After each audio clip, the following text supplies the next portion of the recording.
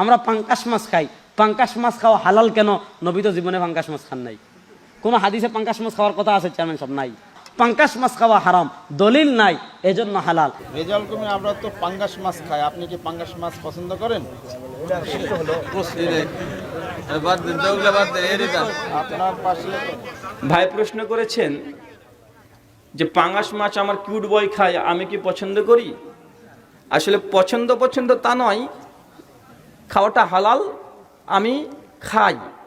আর আমি এখানে আসার পরে একটা তথ্য পেলাম যে আপনাদের এলাকায় নাকি কোনো এক পীরের ভক্ত আছে যারা গরুর মাংস খায় না, আছে নাকি? আমাকে বেশ কয়েকজন বললো, আমি রহস্য জানার চেষ্টা করলাম যে তারা কেন খায় না, কিন্তু কারণ আমি বুঝতে পারিনি। কিন্তু সবাই বলছে না, ওরা খায় না। এমনকি আপনারা যদি গরুর মাংস নিয়ে সামনে যান, অনেকে পালিয়ে যায়। তো আমি দেখেছিলাম ভারতের হিন্দুর যারা আছে তারা এই আচরণ করে। এরা মুসলমান না হিন্দু?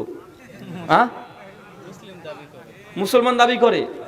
ভাই, গরু মাংস মুসলমানদের খেতেই হবে, এটা বাধ্যতামূলক এমনটা নয়। কিন্তু কেউ যদি মনে করেন যে গরু মাংস আপনার বাড়িতে হয়েছে, আপনার গায়ে টাচ করা যাবে না, তো এরা শারুল বারিয়া, এরা সৃষ্টির নিকৃষ্ট, ওদের চাইতে এরা ভয়ঙ্কর।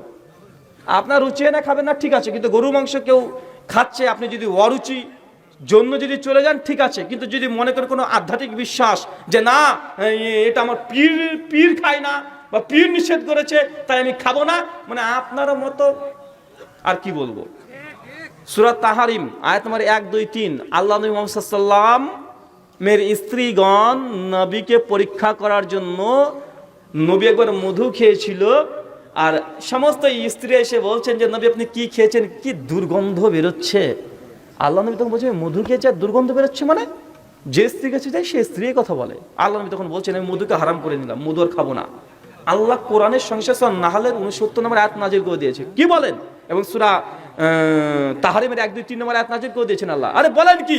আল্লাহ কোরআনে বলেছে মধুতে শেফা আছে, আর আপনি আপনার বউকে খুশি করার জন্য নিজের জন্য হালাল মধুকে আপনি হারাম করে নিচ্ছেন। মানে আল্লাহ সহ্য করেনি, নবী একটা হালাল জিনিসকে হারাম করেছিল নিজের উপরে, তাই সহ্য করেনি।